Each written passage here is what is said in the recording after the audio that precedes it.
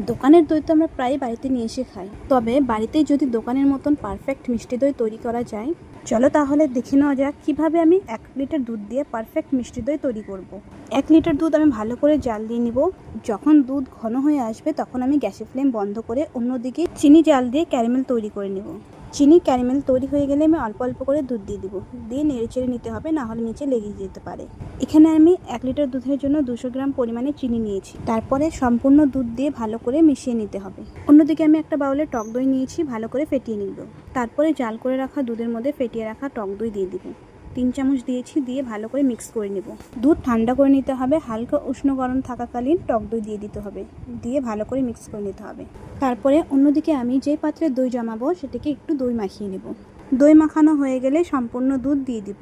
তারপরে একটি ঢাকনা দিয়ে ঢেকে 8 ঘন্টার জন্য রেখে দিব। রেসিপিটা ভালো লাগলে অবশ্যই জানিও। আমি আবারও ফিরে আসবো নতুন একটা রেসিপি নিয়ে। টাটা।